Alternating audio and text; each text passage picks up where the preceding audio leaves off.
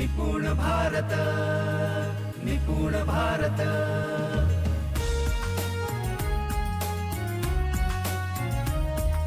निपुण भारत, निपुण भारत।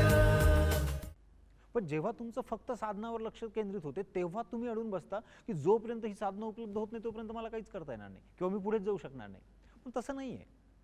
जेव्हा तुम्ही साध्यावर फोकस कराल तेव्हा आहे त्या साधनामध्ये तुम्हाला प्रगती साधता येणार आहे त्या साधनामध्ये तुम्हाला पुढे जाता येणार आहे। पण ते पुढे जायचं असेल तर तुम्हाला साध्य काय हे माहीत पाहिजे। पण आपण आता नुकताच जो काही ॲक्टिव्हिटी केली, जो काही एक्सरसाइज केला, त्यावरून आपल्याला काय लक्षात येते की आम्हाला साध्याविषयी माहीत नाही, आम्हाला साधनाविषयी माहीत आहे। मग साधनाविषयी जर आपल्याला माहीत असेल आणि साध्याविषयी माहीतच नसेल तर शिक्षण व्यवस्थेत आपण पुढे कसं जाणार।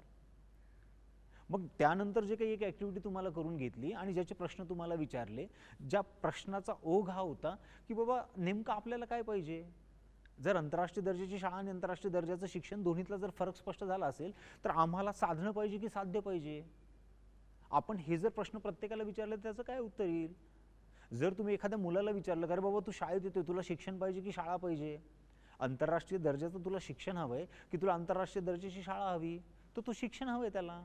बरं ठीक आहे, मुलांना शिक्षण हवंय, त्याच्या वडिलाला काय हवंय, साधनं हवीत की साध्य हवेत, त्याला पण साध्य हवेत, त्याला पण आंतरराष्ट्रीय दर्जाचं शिक्षण हवंय।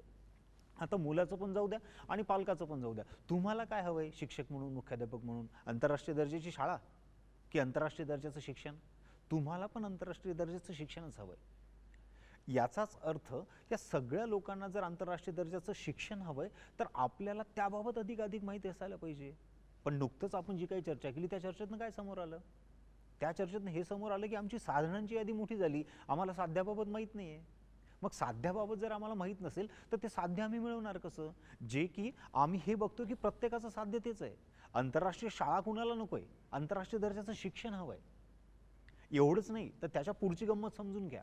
शिक्षक म्हणून जेव्हा आपण विचार करतो किंवा मुख्याध्यापक म्हणून जेव्हा आपण विचार करतो आणि विशेषतः व्हीजेएनटीच्या आश्रमशाळेंचा शिक्षक म्हणून आपण जेव्हा विचार करतो, तुम्हाला या दोनपैकी कुठली गोष्ट शक्य आहे। आंतरराष्ट्रीय दर्जाची शाळा करणं तुम्हाला शक्य आहे की आंतरराष्ट्रीय दर्जाचं शिक्षण देणं तुम्हाला शक्य आहे। तर मित्रांनो याचं उत्तर हे आहे की तुम्हाला आंतरराष्ट्रीय दर्जाचं शिक्षण देणं सोपं आहे, आंतरराष्ट्रीय दर्जाची शाळा करणं सोपं नाही आहे। हां, आंतरराष्ट्रीय दर्जाची शाळा कोणाला सोपं असेल, एखादा कुठंतरी संस्थापक आहे आणि त्याच्याकडे खूप सारे कोटीने पैसे पडलेले आहेत, 6 महिन्यात तो आंतरराष्ट्रीय दर्जाची शाळा तयार करेल, साधनं निर्माण करेल, साधनं उपलब्ध करेल। पण आंतरराष्ट्रीय दर्जाची शिक्षण जर द्यायचं असेल तर मित्रांनो त्याच्यासाठी आपल्याला काम करावं लागेल। आणि शिक्षक या नात्याने आपल्याला हे समजून घ्यावं लागेल की आपल्याला आंतरराष्ट्रीय दर्जाच्या शाळेपेक्षा आंतरराष्ट्रीय दर्जाचं शिक्षण देणं सोपं आहे।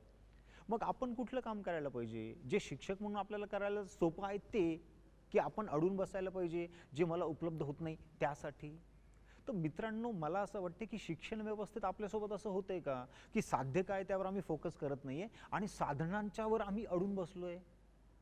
अडून बसण्याचं कारण जर खूप खोलात जाऊन बघितलं तर कदाचित असंही लक्षात येईल की अरे मला जे काही उद्दिष्ट आहे ते साध्य करता येत नाहीये आणि मग याचा ब्लेम कोणावर तरी करायचा आहे, याचा आरोप मला कोणावर तरी लावायचा आहे आणि तो आरोप मी स्वतःकडे घेऊ शकत नाही। मग तो आरोप कोणाकडे देता येईल, तर तो आरोप मला देता येईल व्यवस्थेकडे, तो आरोप मला देता येईल शासनाकडे, तो आरोप मला देता येईल संस्थापकाकडे। तर याचाच अर्थ मला जी गोष्ट साध्य करता येत नाहीये त्याचं कारण कदाचित वेगळं पण असेल, पण त्या सगळ्यांचं एकत्रित कारण मी केलं आणि ते कारण मी शोधलं की माझ्याकडे साधनं नाही आहेत। पण मग साधनं नाही आहेत, मग तुमच्याकडे एकट्याकडे साधनं नाही आहेत का। बघा मी साधनावर बोलतो, तर मग साधनं परिणाम काय करतात, तुमच्याकडे चांगली साधनं असून पण परिणाम मिळत नसेल इतरांच्या तुलनेत तर याचाच अर्थ साधनं फार महत्त्वपूर्ण ठरत नाहीत। सगळ्यात महत्त्वपूर्ण आहे की तुमचं साध्य काय, त्या साध्याची स्पष्टता आहे का। त्या साध्याची स्पष्टता असेल तर बाकीच्या सगळ्या गोष्टी शक्य आहेत। आणि म्हणून आपल्याला हे समजून घ्यावं लागेल की बाबा रे मला करायचं काय, मला आंतरराष्ट्रीय दर्जाची शाळा द्यायची की आंतरराष्ट्रीय दर्जाचं शिक्षण द्यायचं आहे, माझ्या मुलांना काय हवंय, माझ्या पालकांना काय हवंय, मला काय हवंय, मला काय करता येणार आहे। या सगळ्या प्रश्नांचा मित्र जर आपण विचार केला, या सगळ्या प्रश्नांची उत्तरं जर आपण शोधली तर एकच उत्तर मिळते की आम्हाला आंतरराष्ट्रीय दर्जाची शाळा नाही तर आम्हाला आंतरराष्ट्रीय दर्जाचं शिक्षण हवंय। आणि जे शिक्षक या नात्याने मला करणं पण सोपं आहे। मग जी गोष्ट मला सोपी नाही, जी गोष्ट मला करणं शक्य नाही, जी गोष्ट माझ्या आवाक्याच्या बाहेर आहे त्या गोष्टीचाच मी जास्त विचार करतोय का, तर मित्रांनो याचं उत्तर आहे हो, माझ्यासोबत तसंच घडतंय। आणि याचा पुरावा आपण जी ॲक्टिव्हिटी केली ती, मला साधनाबाबत माहिती आहे, साध्याबाबत नाही आहे। बरं दुर्भाग्यपूर्ण बाब अशी आहे की हा प्रश्न तुम्ही शिक्षक सोडून मुख्याध्यापकांना विचारा, नागरिकांना विचारा, पालकांना विचारा, जे काही शिक्षण क्षेत्रातले उच्च पदस्थ आहेत त्यांनाही विचारा. सगळ्यांच्या बाबतीत हे ठरतंय किंवा हे लक्षात येते की साधनं सगळ्यांना लोकांना माहीत आहेत, साध्य माहीत नाही आहेत. मग किती वाईट गोष्ट आहे की माझ्याही बाबतीत तसंच घडते.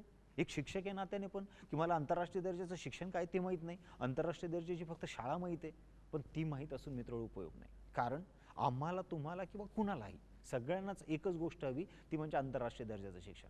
आणि मग आंतरराष्ट्रीय दर्जाचं शिक्षण द्यायचं असेल तर आंतरराष्ट्रीय दर्जाचं शिक्षण म्हणजे काय हे समजून घ्यावं लागेल.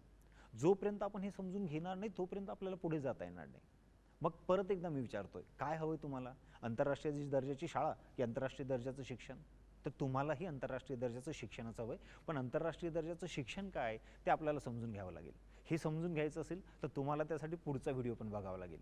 तर हा व्हिडिओ तुम्ही बघितलाय, पुढच्या व्हिडिओमध्ये आपण समजून घेऊ आंतरराष्ट्रीय दर्जाचं शिक्षण म्हणजे काय. Thank you so much.